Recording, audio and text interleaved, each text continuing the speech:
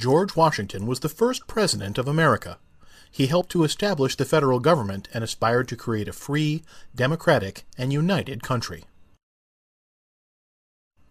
He was born on February 22, 1732, in Westmoreland County, Virginia, and was the eldest son of Augustine and Mary Ball Washington, who were prosperous Virginia gentry of English descent.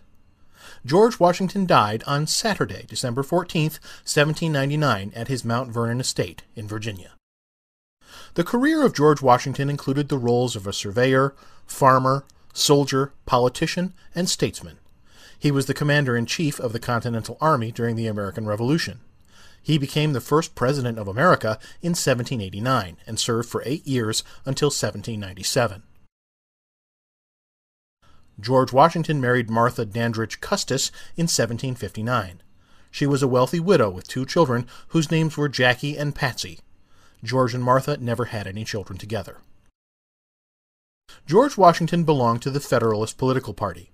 He was 57 years old when he was inaugurated as the first American president. John Adams stood as the vice president. He was the only president who was unanimously elected and ran unopposed for both his terms of office.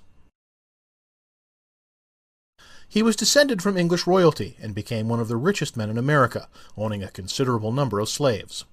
He was an imposing figure, standing at 6 feet 1.5 inches. He was also a brave commander and fought in the wars against the French and Indians. In recognition of his lifetime achievements, George Washington has appeared on the 25-cent piece since 1932. During his lifetime, he played a key role in major events of the era.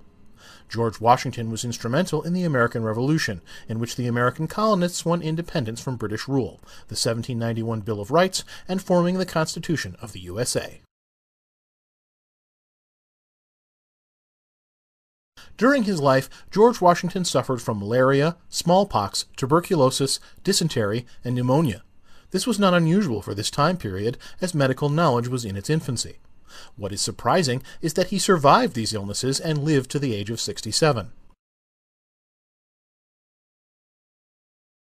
He died of pneumonia together with an infection of the larynx that resulted in suffocation on December 14, 1799, at his Mount Vernon estate.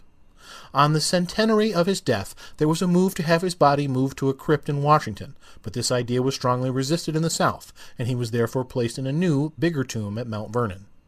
The key to the tomb was symbolically thrown into the Potomac River.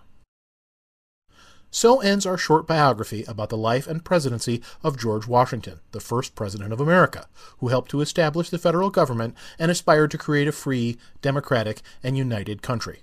The next U.S. president was John Adams.